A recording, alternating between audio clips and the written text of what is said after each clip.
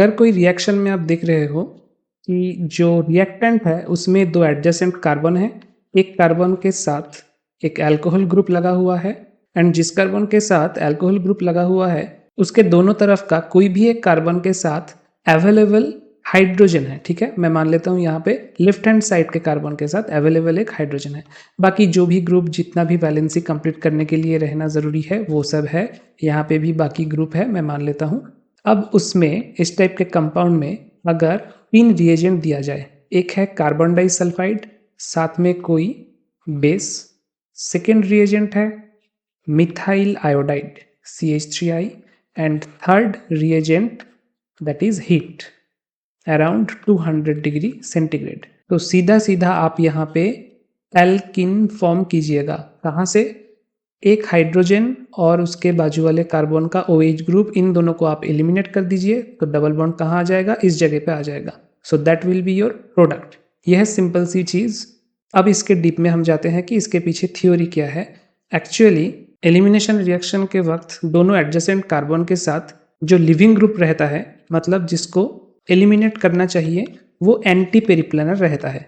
Anti पेरिप्लेनर रहेगा तो elimination reaction अच्छा होगा। बट इन सम केसेस जैसे टर्शियरी अमाइन ऑक्साइड या फिर एस्टर या फिर xanthate ester, syn elimination possible है। So this is a case of syn elimination जहाँ पे दोनों लिविंग ग्रुप एडजेसेंट कार्बन के एक ही साइड में प्रेजेंट है। अब एक मैं कंपाउंड देता हूँ। सपोज यहाँ पे 3 मिथाइल ग्रुप लगा हुआ है और ये है एक्चुअल में एक CH3। फर्स्ट रिएजेंट मैंने क्या बोला था? फर्स्ट रिएजेंट है आपके पास कार्बन डाइसल्फाइड और एक बेस। बेस का काम क्या होगा? बेस का काम होगा ये जो एसिडिक हाइड्रोजन है, ये पूरे कंपाउंड में सबसे ज़्यादा एसिडिक हाइड्रोजन कौन है? ये H है।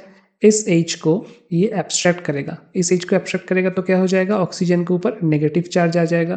तो इसी में मैं दिखा देता हूँ। ऑक्सीजन के ऊपर जो नेगेटिव चार्ज आया वो नेक्स्ट स्टेप में कार्बन डाइसल्फाइड को अटैक करेगा। This is the structure of carbon disulphide. उसको अटैक करेगा।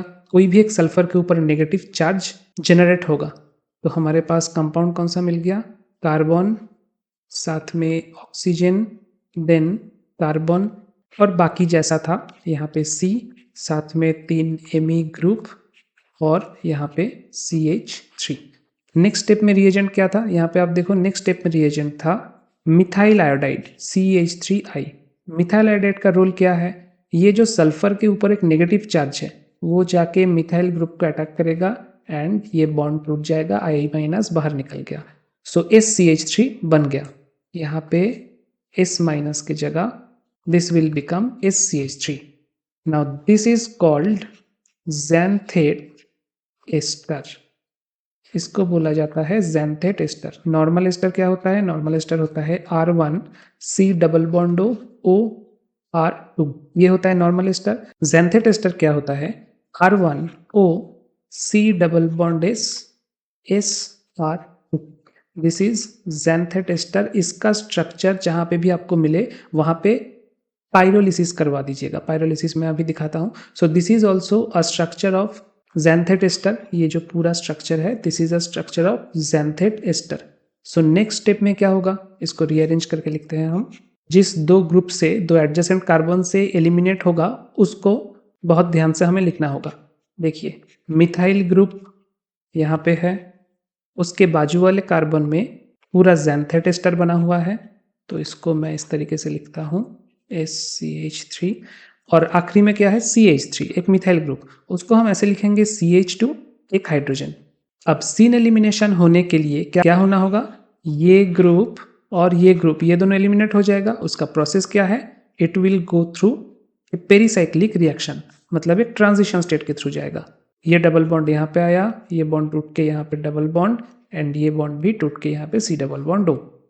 ये कितना मेंबर ट्रांजिशन स्टेट है?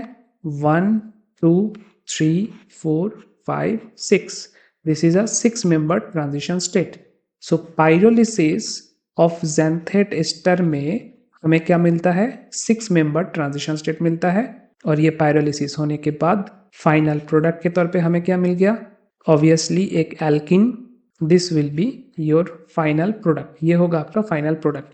बाकी as a by product carbon oxy sulphide आपको मिलेगा एंड मीथेन थायोल मिलेगा, जिसको मिथाइल मर्कैप्टन भी बोला जाता है। And this whole reaction is called Chugaev reaction. This is very important reaction, this is called Chugaev reaction. कोई भी कंपाउंड में एडजेसेंट दो कार्बन में एक में अगर आप OH देखते हो और एक बाजू वाले कार्बन में अल्फा कार्बन में एक H देखते हो अवेलेबल, सिन एलिमिनेशन उसमें करवाना है।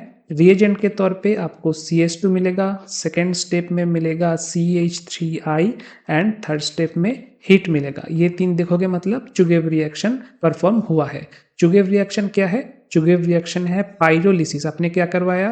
पाइरोलाइटिक एलिमिनेशन करवाया, ठीक है।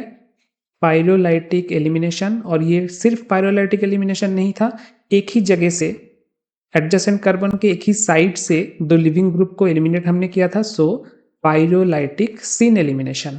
Not only that, it was also a intramolecular elimination reaction, यानी कि EI रिएक्शन भी ये था। And third, it was a kind of pyrolysis of xanthate ester. So ये तीनों चीज मिलके बनाता है चुगेव रिएक्शन।